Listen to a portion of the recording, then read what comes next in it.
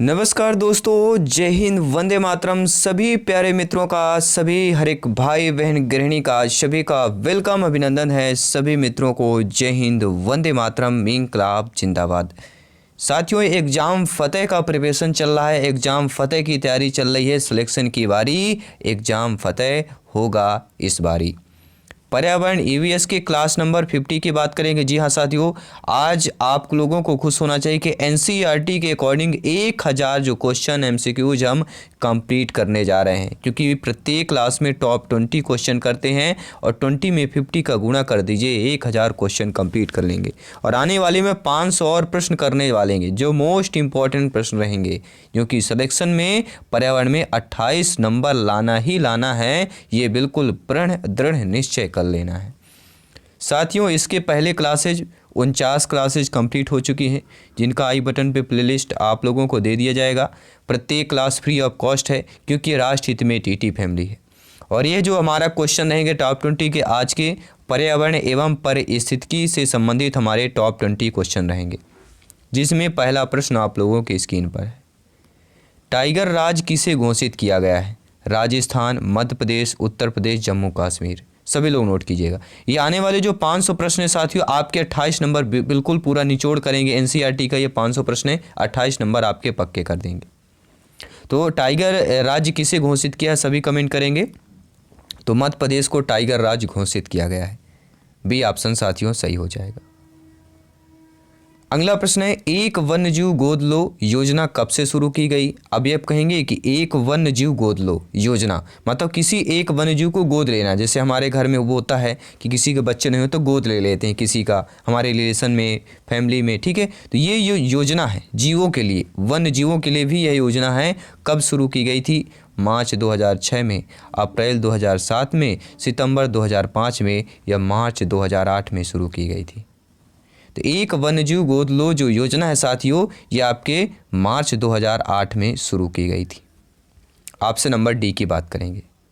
ओडिशा में स्थित नंदकानन चिड़ियाघर में एक अनूठी योजना, एक वन्यजीव गोद लो, मार्च 2008 में शुरू की थी, जिसके तहत कोई व्यक्ति अपनी इच्छानुसार किसी पशु या पक्षी का पालनकर्ता बन सकता है।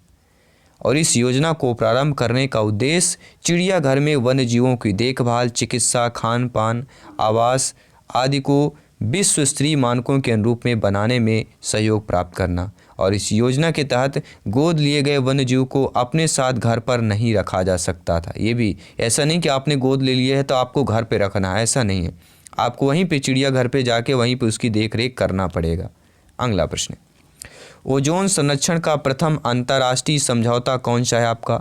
मॉन्ट्रियल समझौता है, पृथ्वी शिखर सम्मेलन है, टोरंटो विश्व सम्मेलन है या क्योटो प्रोटोकॉल है? प्रत्येक भाई बहन गृहिणी का कमेंट आना चाहिए, जिनका सपना है गवर्नमेंट टीचर बनना, अध्यापक अध्यापिका बनना। जयसवाल सर, आप सभी का स्वागत अभिनंदन करते हैं।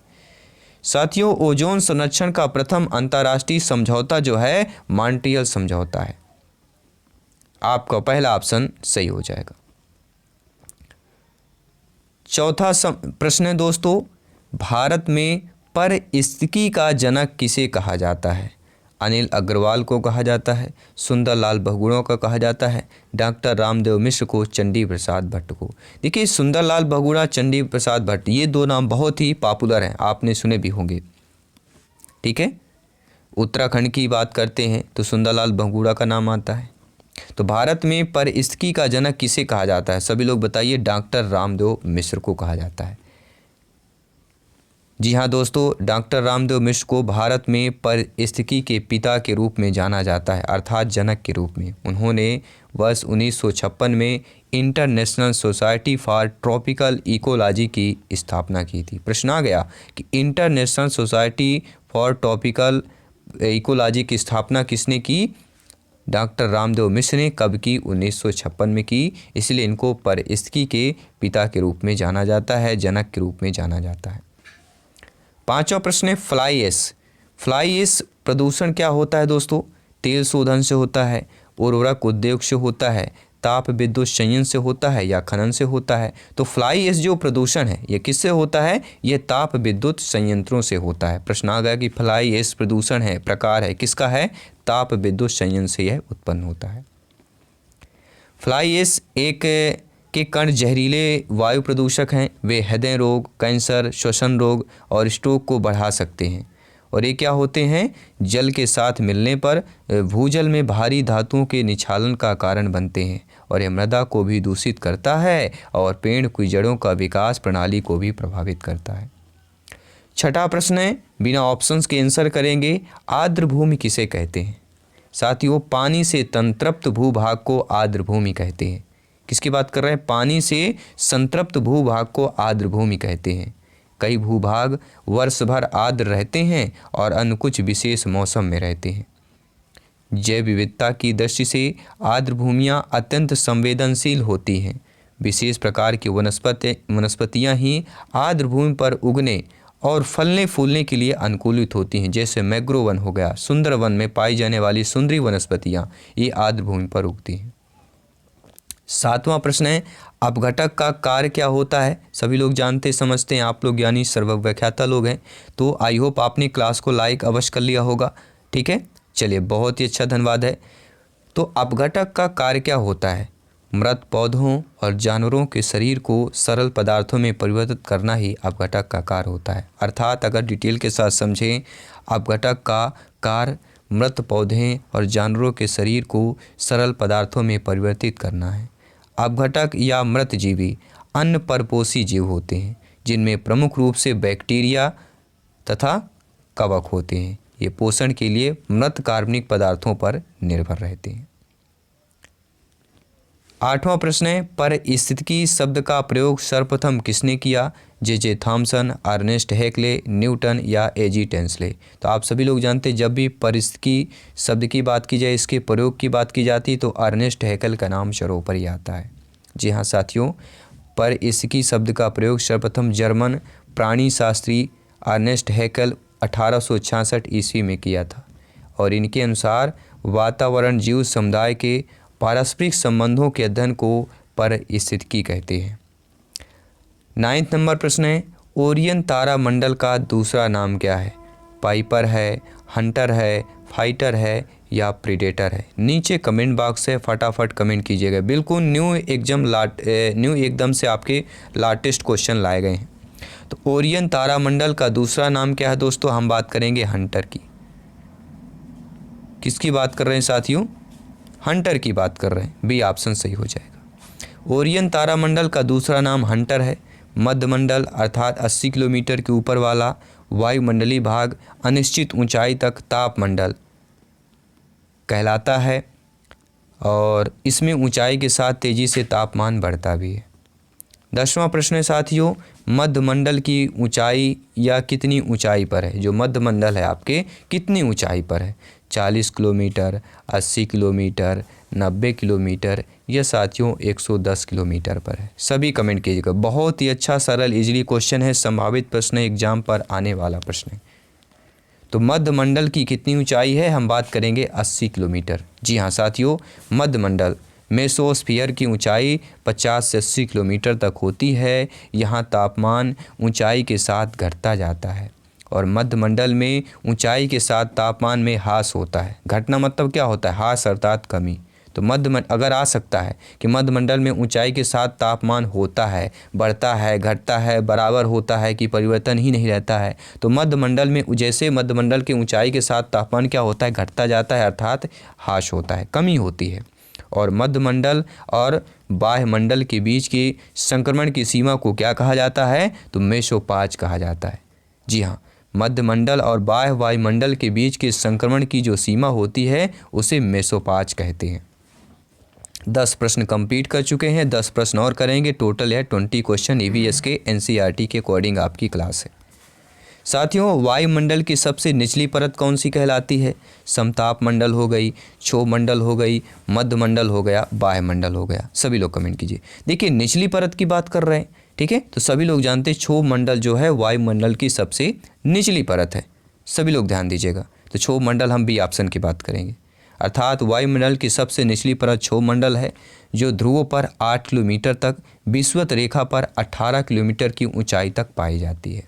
क्षोभ मंडल ट्रोपोस्फियर में क्या होता है, तापमान गिरने की दर 165 मीटर की ऊंचाई पर 1 डिग्री सेल्सियस, 1 किलोमीटर की ऊंचाई पर 6.4 डिग्री सेल्सियस होती है।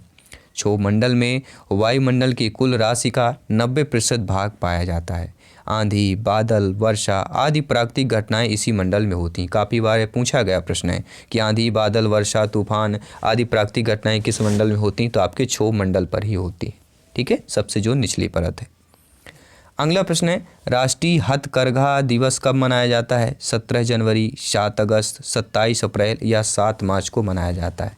तो आप सभी लोग जानते हैं, ज्ञानी सर्वव्याख्याता लोग हैं, भावी अध्यापक अध्यापिकाएँ हैं। तो राष्ट्रीय हथकरघा दिवस कब मनाया जाता है? 7 अगस्त। जी हाँ, 7 अगस्त को क्या मनाया जाता है? राष्ट्रीय हथकरघा दिवस मनाया जाता है। राष्ट्रीय हथकरघा दिवस की बात करें, इसी दिन 1905 में स्वदेशी आंदोलन शुरू हुआ था और इसी दिन कोलकाता के टाउन हॉल में एक महाजनसभा में स्वदेशी आंदोलन की औपचारिक रूप से शुरुआत की गई थी। भारत सरकार इसी की याद में हर वर्ष 7 अगस्त को राष्ट्रीय हथकरघा दिवस मनाते हैं। नेशनल हैंडलूम डे की बात करेंगे। अगला प्रश्न है, 13वां प्रश्न आप लोगों के स्क्रीन पर है। साथियों, विश्व आदिवासी दिवस कब मनाया जाता है? 10 जनवरी को, 9 अगस्त को, 18 अप्रैल को, यह 12 मार्च को मनाया जाता है। सभी प्यारे मित्र कमेंट कीजिएगा। हर एक प्रत्येक भाई बहन गृहिणी की बात कर रहे हैं। तो विश्व आदिवासी दिवस कब मनाया जाता है? सभी लोग देखिए, हथकरघा की बात करें तो 7 अगस्त मनाया जाता है, लेकिन विश्व आदिवासी दिवस आपका 9 अगस्त को मनाया जाता है। ध्यान दीजिएगा, 7 अगस्त आए तो हथकरघा के ऑप्शन पे करना है और 9 अगस्त आता है तो विश्व आदिवासी दिवस की बात करेंगे। अगला प्रश्न है साथियों, विश्व शेर दिवस कब मनाया जाता है? 12 मार्च, 10 अगस्त, 25 अप्रैल, 18 जनवरी। तो 7 अगस्त को हथकरघा दिवस मनाया जाता है, 9 अगस्त को विश्व आदिवासी दिवस मनाया जाता है। तो 7 अगस्त हथकरघा हो गया, 9 अगस्त आपका विश्व आदिवासी दिवस हो गया। इसके बाद 7-9 के बाद आता है 10 अगस्त। तो 10 अगस्त को क्या मनाया जाता है? विश्व शेर दिवस। तो ये तीनों तिथि आपको याद करना है। 7 अगस्त को क्या हो जाएगा, एक बार रिपीट करते हैं, हथकरघा हो जाएगा। 9 अगस्त को विश्व आदिवासी दिवस हो जाएगा और 10 अगस्त को विश्व शेर दिवस मनाया जाता है। इसका मुख्य उद्देश्य क्या है? शेरों के शिकार को रोकना और उसके संरक्षण के प्रति जागरूकता बढ़ाना है। विश्व शेर दिवस वर्ल्ड लायन डे को मनाने की शुरुआत का साल 2013 में की गई थी, ताकि शेरों की दुर्दशा और इन मुद्दों के बारे में लोगों को जागरूक किया जा सके और जो लोग जंगली शेरों के पास रहते उन्हें शिक्षित किया जा सके। 3-4 पॉइंट हैं शेरों से संबंधित। एक शेर का वजन 190 किलो तक और शेरनी का वजन 130 किलो तक होता है। हाल ही में अभी एमपी में जो लगभग साथियों 29 या 39 ऐसे शावकों को जन्म दी थी, शेरनी है उसका, ठीक है, देहावसान हुआ है। एमपी की बात कर रहे हैं, आपने शायद न्यूज़ वगैरह में सुना भी होगा। तो और हमने फेसबुक पेज पर पोस्ट भी किया था। तो आपने Facebook page Jaswal coaching centre को फॉलो नहीं किया तो फेसबुक पेज पर जाइए, आप लोग वहाँ पे फॉलो कर सकते हैं। वहाँ पे आपको नोट्स मटेरियल, एमसीक्यूज वगैरह आपको आसानी से मिल जाता है। साथियों, एक शेर का वजन आपने जान लिया 190 किलो और शेरनी का वजन 130 किलो होता है। शेर की दहाड़ को 8 किलोमीटर की दूरी तक सुना जा सकता है। एक शेर की उम्र लगभग 16 से 20 साल तक होती है और 90% से ज़्यादा शिकार शेर नहीं बल्कि शेरनियाँ करती हैं। ध्यान दीजिएगा।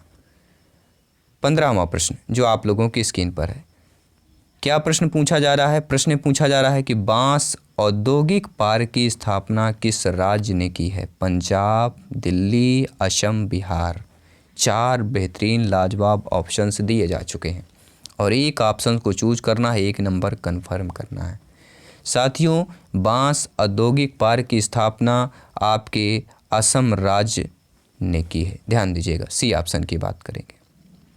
अगला प्रश्न है, विश्व बाघ दिवस 2021 की थीम क्या थी? बाघ बचाओ, भारत एक बाघ अनेक, उनकी उत्तरजीविता हमारे हाथों में या बाघों का जीवन हम सबके पास है।